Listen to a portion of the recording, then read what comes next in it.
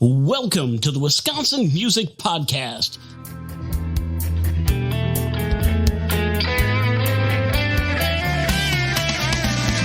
Here to introduce you to the great musicians and music businesses and organizations of Wisconsin.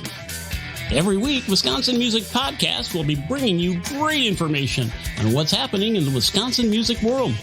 For our music-loving listeners, we'll bring you music that you haven't even heard of yet from unique and talented artists and hear about their journey so far.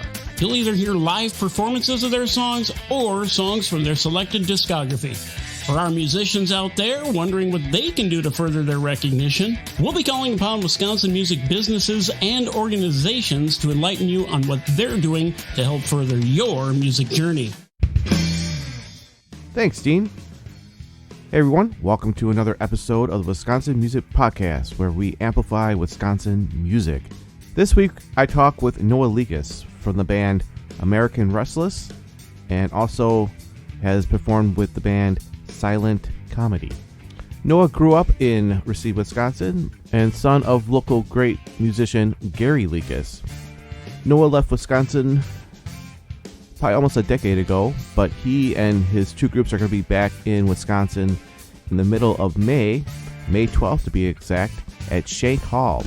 Opening up for them will be Milwaukee band Alley Eyes. This is going to be billed as the hometown show for Noah and his groups, and it's also going to be an album release show for Restless and Alley Eyes. All the musicians that performed on the Restless album are Racine natives, so it's going to be a lot of great music that's going to be being played at Shank Hall, and it's also going to be the album release for Alley Eyes as well for their upcoming album called Things That Go Bump in the Night.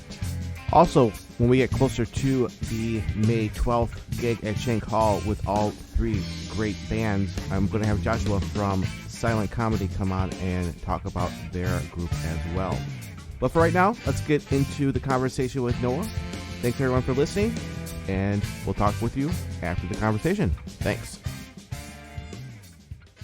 Noah, welcome to the Wisconsin Music Podcast. Tell the listeners a little bit about how you got started. Obviously, your dad being a musician, that helps it, but what kind of really got you to become, the musician you are today? Well, the shorter answer, that's probably a long answer, right? But the shorter answer is my dad had a guitar shop in Racine, but before that, he was just a gigging musician. And I used to help him carry his organ, and, I was always thought it was pretty cool. And then the pivotal moment actually is I remember I had done some chores, and my mom took me to Target on a Saturday, and I had saved up enough money doing chores and different stuff to buy 2 cassette tapes. I bought Buddy Holly Lives, and I bought the best of Chuck Berry, both on a cassette, because I'd heard it on the radio and no particular place to go. And That'll Be the Day were the coolest songs that I thought I had ever heard in my life as a kid. And I was 7 or something, I was pretty young, but I just thought that was the coolest stuff, guitar music. And then I believe, if my memory's correct, Roy Edwards made a tape of songs for my dad to learn for some gigs, because they played together always. Right. And it had a bunch of blues stuff on it, Tore Down, and not the Clapton version, but the old older versions of stuff. And I loved that tape, and I just would wear those things out. So, that was the real early on, was it just rockabilly and blues guitar playing. I thought was just the coolest. I just thought it was the coolest thing I had ever heard. And then with my dad being an organ player, I didn't really want to play keys. So I started on drums because I thought Roy was cool. So I was going to be like him. And then I took lessons for a while playing drums, and what was hard about drums is you needed friends, you needed a band, you needed someone to play with. It wasn't fun to just sit and play drums by myself, or at least at the time. Now as an older musician, if I wanted to learn how to play drums now, I would really think of it differently. But as a 7-year-old, I'm just what am I going to do with this? or an 8-year-old or something. So somewhere around, I think they made me stick with the drums for a bit. And then by 7th grade, I switched to the guitar, largely because of Kurt Cobain and Sonic Youth and all that kind of music. Yeah. It was guitar time. I mean, it was the early 90s, and guitars were, there was nothing cooler, right, than a Fender guitar. So I switched to that, and then, I just kind of never looked back. But I mean, my dad had a lot to do with it. My mom was, she still is, but she was a huge, like, Bob Dylan fan, Neil Young fan. So we had all that in the house. And then my dad was a huge, like, rhythm and blues guy. So, all the Stax and Wilson Pickett and anything like that, he used to love all that music. So you just hear all that stuff, and I don't know. I mean, still to this day, what's cooler? Like I can't imagine choosing between playing the guitar and being like, being an accountant. You know what I mean? Like I just like the guitar was the coolest thing to me, and it still is. Like I still like if I see like Charlie Parr or a guy like that who just sits and plays a resonator by himself. Mm-hmm. I still think that's the coolest thing ever. Like John Lee Hooker sitting on stage by himself playing a song. He's just like, what's cooler than that? Like, right.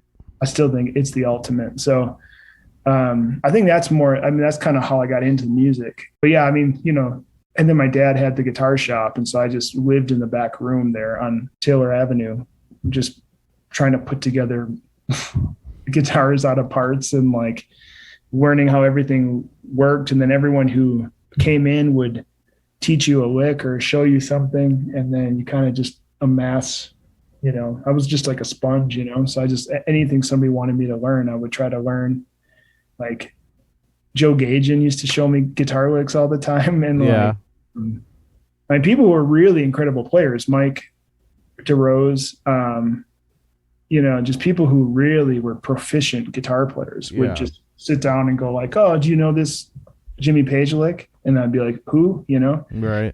Again, I gotten into all these older blues guys and rockabilly music. And so the whole like 70s thing, I think it was just like the age that I was, because the whole 70s thing, like Led Zeppelin and like 60s, 70s Led Zeppelin and kind of like the Who and stuff like that, it was all lost on me. It was just like what they played on the oldies radio station. Like I liked the old stuff, like from the 50s and the 40s. And then I liked all like the 90s grunge metal stuff like that. So a lot of those guys turned me on to like everything that happened between those, because I wasn't really like, I just didn't really think of it, like as I just didn't, but you're 13 or whatever. You can only absorb so much. Like you're not gonna, like learn about every single kind of music, No, it's a lifelong journey. Oh, for sure. And there's so much stuff that like for me as like a 16-year-old, like I was listening to Fugazi and like punk music and stuff. And like, I thought that the Grateful Dead was terrible. Like I didn't understand why anybody would like that. And then 10, 15 years later, you hear a song and you go like, whoa, that's a really amazing song. Like whose song is that? And then you find out like, oh, well, the Grateful Dead actually had some really great songs. Mm-hmm. But when you're a teenager, you get turned on or turned off to music by the culture that it represents. And for me, like jam band culture was just like one of the least attractive things ever as a teenager. I just I just had no interest in it. So, but now, I could go see Derek Trucks play or something. And, it's like, it's an amazing thing, so it takes time to get all the doors open. But definitely the first thing was like that early, like Chuck Berry, and still to this day, like that, his guitar playing, I don't know what's cooler. Like those big, like 2-note bends and double stops and stuff. Like I don't know what sounds better, like sounds awesome. Yeah, exactly. And then, with your dad being in bands and you learning music and you living in Racine, I mean, obviously there was certain venues that you were performing at that you enjoyed? I mean, I know that you play like at George's and stuff like that. So are you still doing like that kind of stuff where you're living now, or are you kind of doing a different route with performing? Different now. I don't play a lot of like taverns and stuff these days. I mean, well, it's been the bizarro world since COVID. Right. It's like, it's not really like the only thing I've done during COVID is fly-in dates and mostly outdoor festivals and stuff. But like in a normal world, I would still play, like I still play like some pickup gigs and stuff at like breweries or, different kind of smaller venues like that for sure. It's just since COVID, it's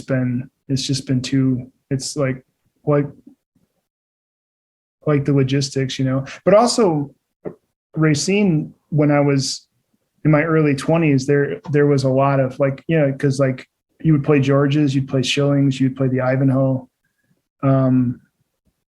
Evelyn's, like there was a lot of different places you could play for the bar world. But then even like back when I was a teenager, they had a ton of all ages shows. They used to do all ages shows at the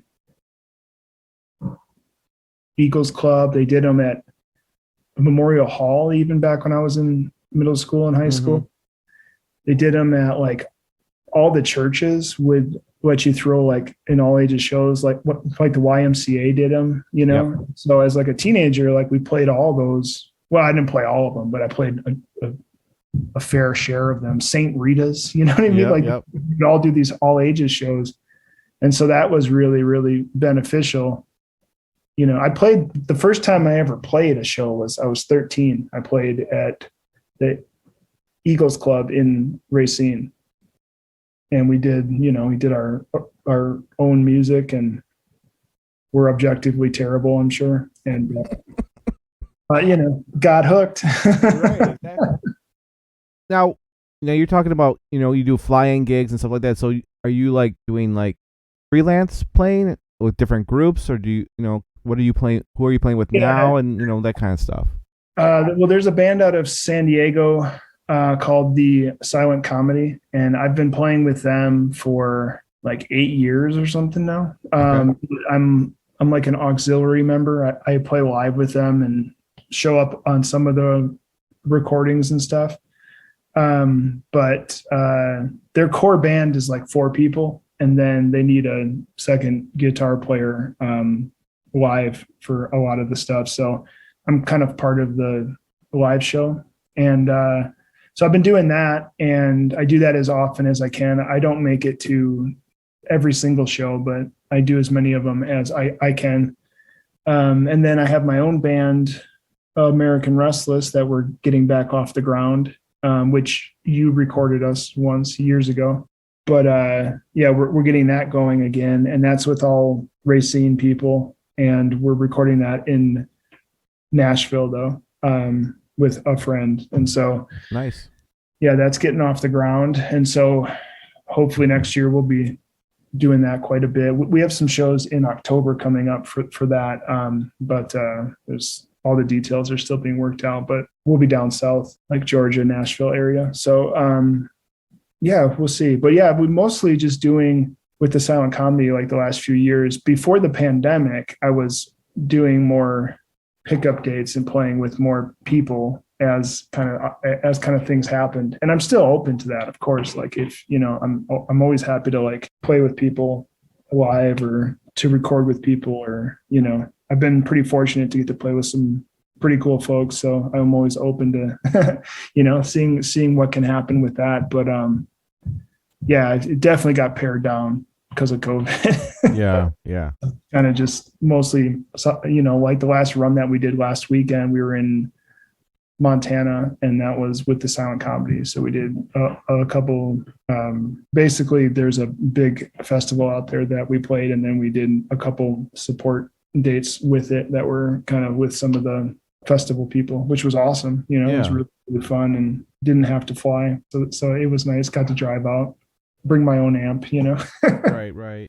So, and with the band, did you say that you you played on some of the recordings or just live straight? I played on a couple of the recordings. I played on their last album. I played on a couple songs. There's the song on their last album called Heaven and Hell, and I played like some lead, like Elmore James kind of slide guitar stuff on that. Cool.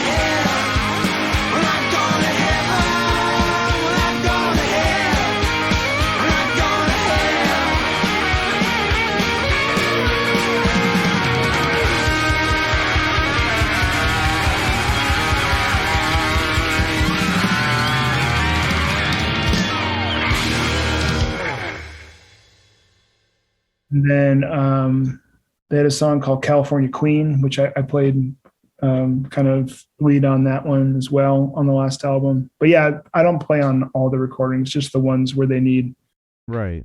thing that I do that they don't. I mean, there's like the band's got a banjo player and it's got a guitar player, so a lot of real estate is covered, you know. So it's just when they need a little extra something.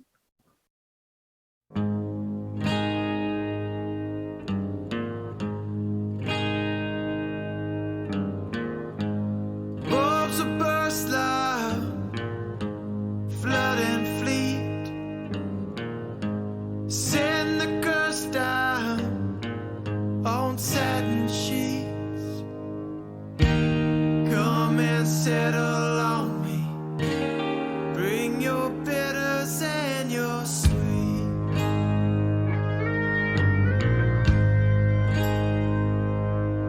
And the California queen is staring silent off the screen. And everyone is trying to be the California queen.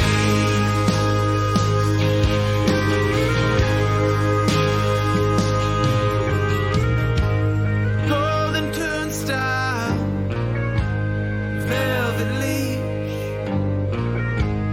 feeling worthwhile, razor clean. Awful pretty, aren't you? Like a needle in the street.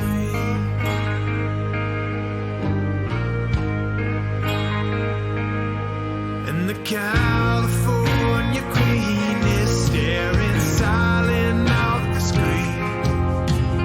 Gathered up her memories and sold them to the sea. The secrets that she needs are leaving marks under her sleeves.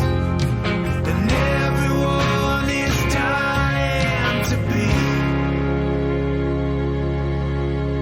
Everyone is dying to be the California queen. The California queen.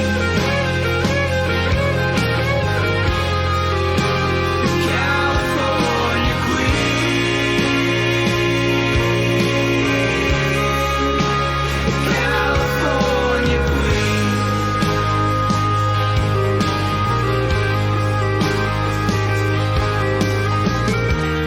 Awful pretty, aren't you? You're so pretty, aren't you? Awful pretty, aren't you? Awful pretty, aren't you?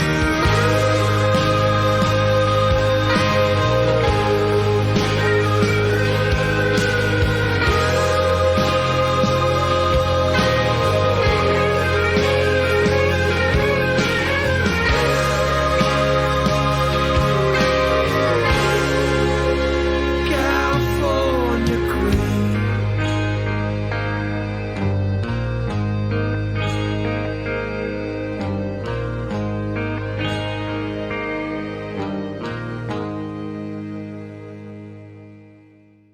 And how did you meet up with these guys? So I was living in California, and a friend of both of ours, Elijah, was playing guitar for them, and he was moving on to focus on some other projects. He was kind of doing what I'm doing now, which is just kind of playing live and playing on some of the recordings. And so we were at a gig at the Troubadour in LA, and he had just off the cuff kind of mentioned he was going to be moving on to do some other stuff. And I was just like, well, if you are, throw my name in the ring. Like I would love to play with him. And he did. And the drummer of the band, Chad, and I had met, and we kind of, you know, we didn't become friends yet, but we were friendly, I guess. And so when Elijah, I think, mentioned me and Chad knew who I was and stuff, then it sort of got me in the door. But the first gigs I played with them, we did 2 nights at the Casbah in San Diego. And so they were doing different sets both nights. So I had to learn like 40 songs for the audition. I showed up to audition and I had just learned like 40 songs and had some charts that I wrote. And, I mean, Right. kind of went for it, but it worked out. And so we did those first 2 gigs and we've been playing ever since. So it was really, it's kind of the way everything happens, right? It's like you're prepared when the opportunity shows up. Exactly. And so is that what these guys do? Basically, is just tour, or are they like this like a side project for them and they work 40-hour jobs or something like that? I mean, everybody that I know who plays music has something they do with it. Like, I don't know anybody who just like gets up and practices guitar for a living. But it just depends on the tour cycle and the year for them. So there's years where it's kind of more paramount, and then there's years where they focus on other things more. But everybody has multiple things that they want to be doing. Like, so for me, I work as a writer, and then I play guitar for bands, or like, I don't want to not write, right? Right. I also don't want to not play music. So it's constantly like, some years it's more writing, some years it's more music, and you're just constantly finding that balance. Some of the other guys, one guy brews beer and he's really into that, and he works for a really cool brewery, and like, so he's balancing that. Another guy is a director and he works on a lot of film stuff, and another guy does like audio work. And so it's like everyone has stuff that they also like to do. So it's a balance, but on years where things are really happening and they're touring hard, then, you can't work 40 hours a week. Right. And then years like COVID, I mean, the last 2 years, everyone has focused on their other projects because, you can't go play live. And even for most of COVID, like even getting in the studio together was like really hard, impossible, So yeah, the answer is some of both, I guess, Right. But. And where did you guys record, or where did you record your parts for their albums? They recorded the album in Austin, Texas. And then they just recorded again some new tracks in I think it was in Fort Worth maybe, or Dallas. I'm not sure what city they were in exactly. Might have been Austin. I don't know. Anyways, I wasn't there, so Okay. But I recorded guitar in San Diego last time. I just recorded at their rehearsal spot that they used to have, and then just played through a vintage Fender deluxe amp and cranked it up and let it rip. Nice. This new recording for American Restless comes out, we can have you come back on and talk more about that project. Yeah, that's a really cool one too, because all the guys are Racine guys. So Arjuna Contreras is on drums, and he's Racine. Most notably, Reverend Hort Heat's drummer. He plays with J.D. McPherson. Like, he plays with a lot of people. Yeah. Great drummer. And then Ian Grant, who has been a friend of mine. You have definitely met Ian over the years, but I've been friends with him since first grade. So he's a tremendous bass player. Honestly, one of the best bass players I've ever played with, just hands down. So he's on it. And then I think my dad's gonna throw down some keys on one or two tracks. And then, so it's fun. It's all Racine, and nice to get something out there. I mean, some of these songs we've been, I've had, and there's some new ones. And so it's been a work in progress for like a decade, but it just, life happens, I started playing with all these other people and doing stuff, and it just seemed like it was never the right time to like dial things back and focus on my own stuff again. And so with the pandemic, we had a little forced break. And so I started digging through demos and working out, guitar riffs and things that I had. And I was like, well, I think I have an album here. And so I got a hold of Ian and was basically just like, hey, I don't want to do this unless you want to do it. Like, I want it, like, either we're going to do this together and we're going to figure this out, or like, I'm just going to leave this stuff in the vaults, Yeah. Yeah. And then he was in. And so we just started figuring it out, and Arjuna jumped on board for the album. And it was kind of like, and the thing that also started it off was Gerald Mershart, who's also a racing guy. He's a UFC fighter, but he started walking out to Cadillac Head, which was a song that I recorded with you. Mm-hmm. We started walking out to it in the UFC, and it was like, it just felt like everything was sort of lining up to like, man, we got to try to do this thing. And so, we just kind of dove in, and now we're meeting with management and talking to booking people, and it's just all the stuff that you do. And we'll see what happens. It could go, or it could crash and burn, but that's half the fun. Right. Yeah, you never know. But if you got management, talking about management and stuff like that, I mean, at least that's, you're starting to create your foundation. Totally. Yeah. There's only so much you can do yourself when it's not lucrative enough to only focus on it. So like, if it was, if you were making $100,000 a year being in a band and that's all you had to think about, like, that would be one thing. But like, when you still have to figure out playing with other people and freelance work and all that, it's really hard to put the time in that it takes to get anywhere. So having the right team is super important.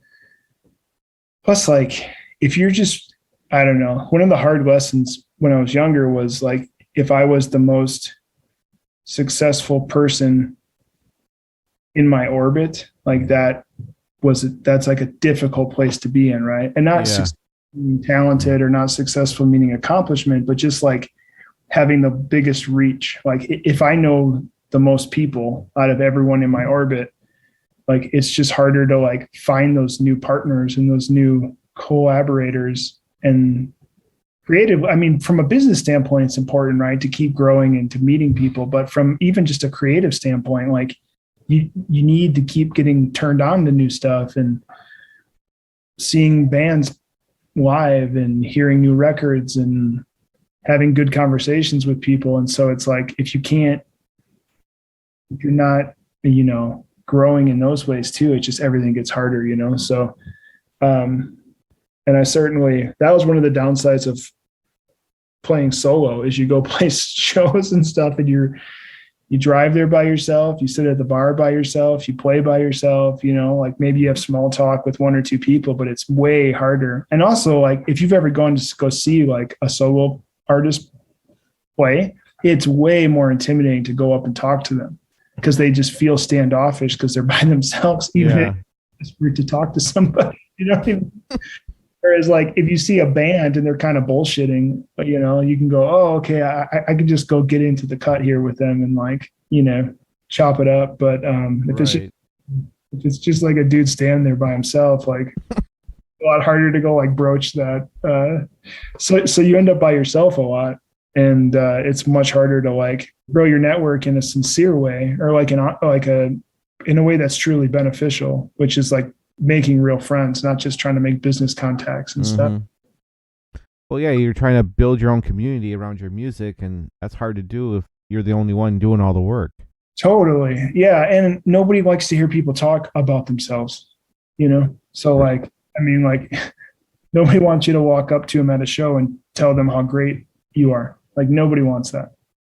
But if your friend goes up and tells them how good their friend is and whatever, then it's like, you're kind of more open to that, Right. Like, so it's just, I mean, there's a social part of all of it that's like one of the harder things was like playing in, there's been bands when I was younger, especially playing in where just having to learn that like you are your audience, like if you wouldn't respond to it, then why you expect someone else to, it's like, it's a hard thing. So if I'm out at a show or if I'm doing something and I'm approaching somebody in a way that I wouldn't want to be approached, like that's kind of the life lesson, right? It's like, I don't want someone coming up to me asking for a favor necessarily when I just met them. So probably when you play with Derek Trucks, the move isn't to ask him if he needs a new saxophone player. You know what I mean? Like it's probably Right. like the move is probably just to say, hey, what's up, man? Good to meet you. You Right. know? Exactly. Yeah, I would never do something like that. That's just weird. Yeah, totally. Hey Derek, need a sax player? Not to him, but Right. I've seen people do it for sure. Yeah.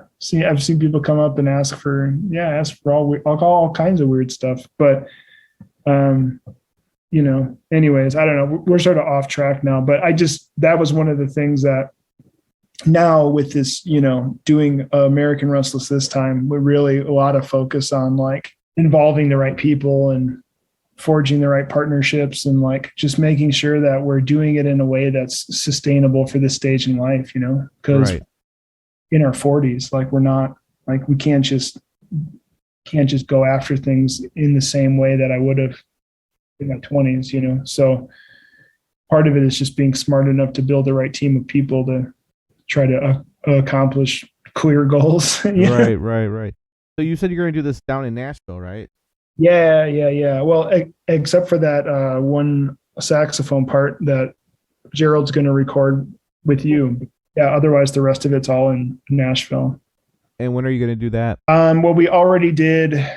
We have scratch guitar stuff done, and the drums are all done. So we're going to head back down there pretty quick to do bass and guitar next, and then Gerald's going to do a saxophone thing with you. My dad will record keys probably at his house. Or he said he's got a friend who's got a studio out there by him. So I think he might just go there to do it. Cool. And then I'll go back to Nashville to finish vocals. And that should be it. We're really hoping to get it done by the end of the year. But the rule is everyone who plays on it's from Racine. So that's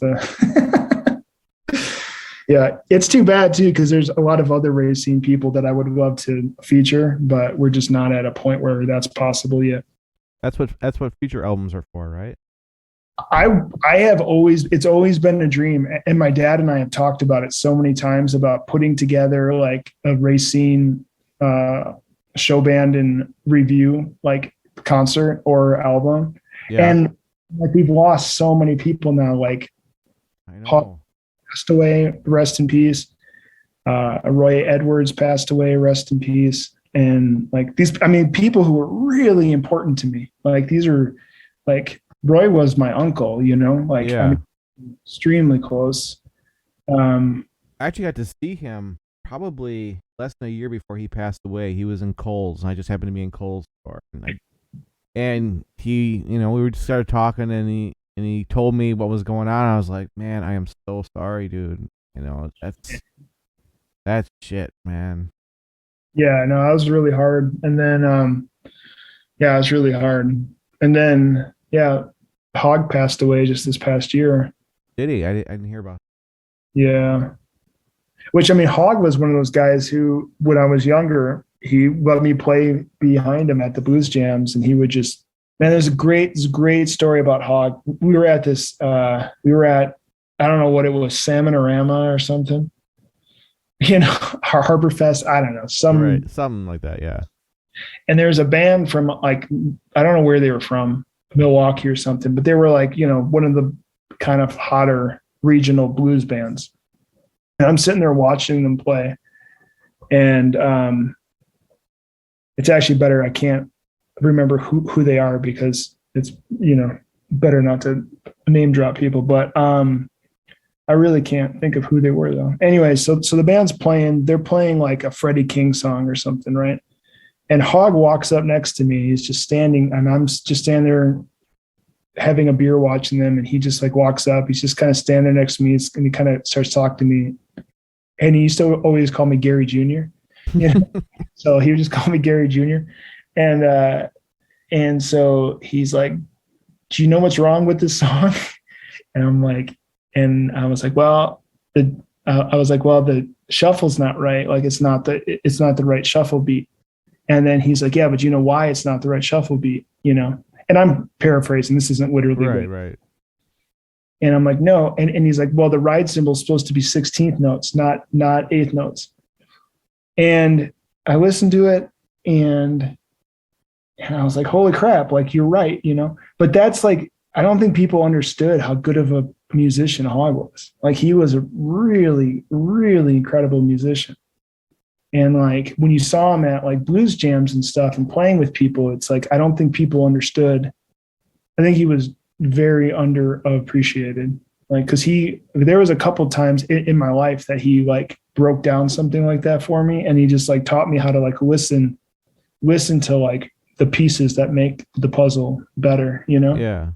He also once on stage turned the volume on my guitar down while I was playing.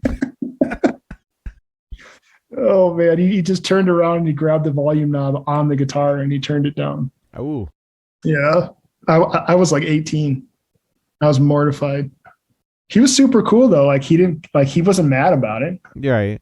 And he like talked to me afterwards and explained like, hey, this is what you need to do when you're playing with me. And, all right, yes, sir. You know, Right, exactly. Thank you. Thanks for the lesson. But I'll never forget that. You know, he was also a guy though where, like, you know, I'd show up with like a Vox AC30 and like a Telecaster, and he'd have like a Strat copy through a solid state Marshall amp, and his tone would wipe me off the stage. You know, he's just like, I don't know. That guy was magic, man. He was my favorite out of all the local kind of blues bands and guys. He was my favorite. Like, I just thought he was the best, you know. He was also the nicest to me probably. So I could be partial, but he was great. Nothing wrong with that, you know.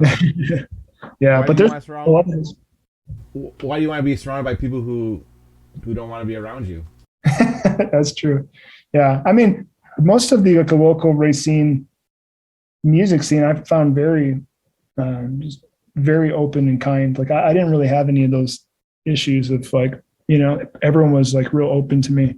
But I came in real young and I came in real eager to learn, and I think that helped, you know.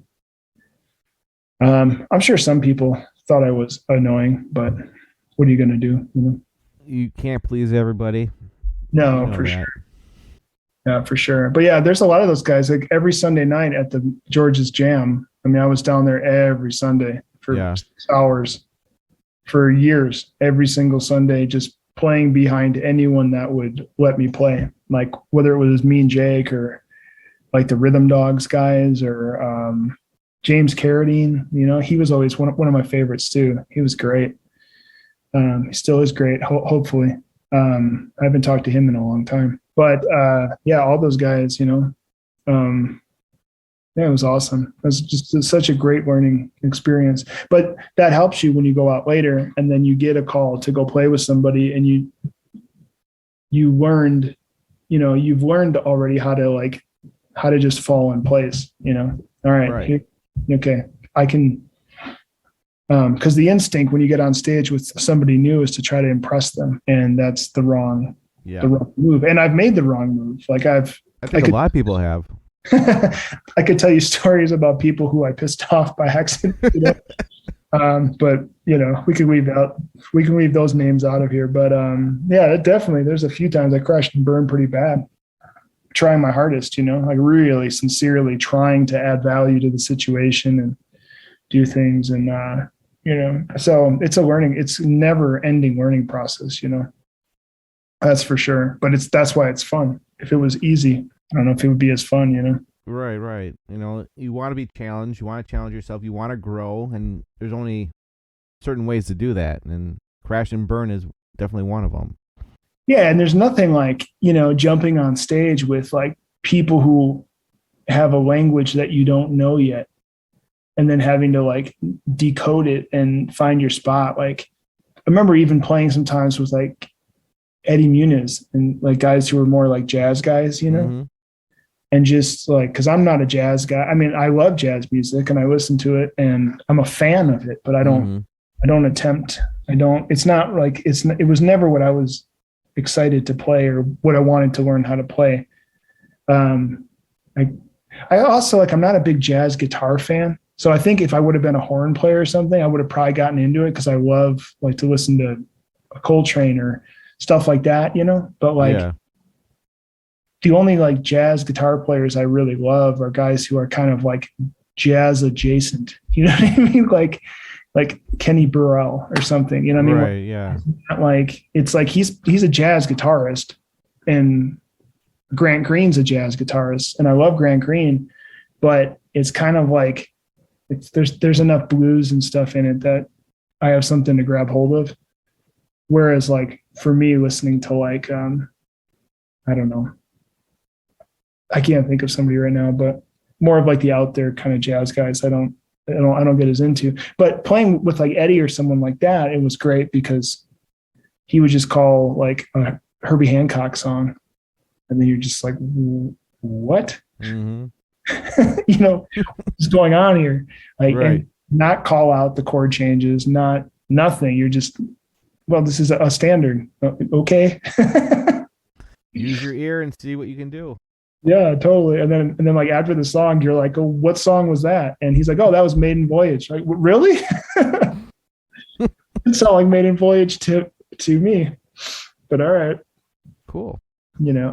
Yeah, you know, but you know, those are those lessons that just helps you improve, because either if you're going to go down that road, you're either going to pick it up real quick with your ear, or you're going to go and listen to it, so next time something like that happens, you feel a little bit more prepared. Totally. Yeah. And it only takes, I mean, unfortunately, it's like the same thing they say about stand-up comics. It's like bombing is part of the craft. You know what I mean? And there is something about like with music, at least for me, you know, and like Joe Kennedy's got a book that he did about how to jam and sit in with people. And like, and Joe Kennedy was one too, that at 15 was showing up and was virtuoso. He's just a virtuoso player, you know? Yeah. And so, but there is just a part of like, you got to just get in there and get going. And if you don't, you know, but just, I guess, I mean, that's not really true. I guess the point is like, it depends what you want. If you want to be on stage with people, playing with people, then the only way to do it is to get on stage and play with people. There's not really like, right. Yeah. That makes sense. Yeah. Instagram is full of these like influencer musicians who have like the same lick. And I don't know why all of them have to shake the neck of the guitar so much when they play a lick. Like, that's what I don't understand. Every Instagram guitar lick is just like a guy hitting one note, doing like a descending bend of it, and then shaking the neck as much as possible. It's like, what is going on here? But but that's a different thing than getting up and playing a song, right? Yeah, right. It's definitely, it's cool to learn some of the tricks and to have some of those flashy moves for when you do get your 4 bars of showing off. But, you know, just getting up there and playing. I mean, I feel like that was what I was the most lucky to have, was opportunities to get up and play when I didn't know how yet. And then just the willingness to do it is kind of half the battle, you know. I certainly had a lot of friends who would never go down to the blues jam or they just would never want to do that. And that's okay too, you know, but for me, it's made all the difference. The fact that I was willing to do that stuff and, you know, gotten to play with fun people because of it, you know, but my dad always says, or he used to always tell me too, and I'm sure he still says this, but he used to always tell me, he'd say, well, if you don't do the gig, you know what's going to happen. Nothing. But if you do the gig, you have no idea what's going to happen. And that was always kind of my mentality. And that's something that my dad definitely taught me. Just go play and see what happens, you know? Yep. Try to have fun with it. So that's kind of, COVID and all that. I still try to maintain that mentality as much as I can. Just go try to do the thing and just see how it goes. See if it's fun. Exactly. And I think that's perfect where we should end this part of the conversation. That's going to go live when I put this up, but I think that's a perfect spot where we should end at least this conversation until we meet up again when your American Restless recording starts coming out. Yeah, I'm hoping it's by the end of the year. That's what our goal is. There's finishing the album, and then there's all the business stuff that has to get sorted out, and timelines. And we were talking with a record label, and there's just just decisions that have to be made that are easier to make once the record's done. Right, exactly. So this conversation took back in July, and now that it is mid-December, that album is pretty much done. They're putting the finishing touches on it, and there's going to be a release of this album the Tuesday before the Shank Hall gig. So it's going to come out on the 9th of May, and then the hometown show is going to be May 12th at Shank Hall. There will be tickets available, so look for it on American Restless's Instagram page, also here on the Wisconsin Music Podcast website. I'll post it on there as well, and also on my Instagram and Facebook pages. And we really want to get this show promoted. I'm not getting paid from the bands or anything like that. I just believe in amplifying great music. And if you have a show out there that you would like me to talk about, send me an email over to Wisconsin Music Podcast and put upcoming gigs in the email subject, and I will help promote some of your gigs out there. Tag your gigs in Instagram and I will repost them. And same thing on the Wisconsin Music Podcast Facebook page and group. Actually, there's a group, Wisconsin Music Podcast group, where people talk about the great music of Wisconsin. You can put your shows on there. Don't overly post them, but a week before or a couple days before the gig, post them on there. Go right ahead. Don't oversaturate, otherwise no one's going to get any much of attention of their gigs. Once again, thank you so much for listening in. It's much appreciated having everyone out there helping promote Wisconsin musicians out there. Have a great week, everybody. Happy holidays to everyone, and we'll see you in the new year. Have a great one. Bye.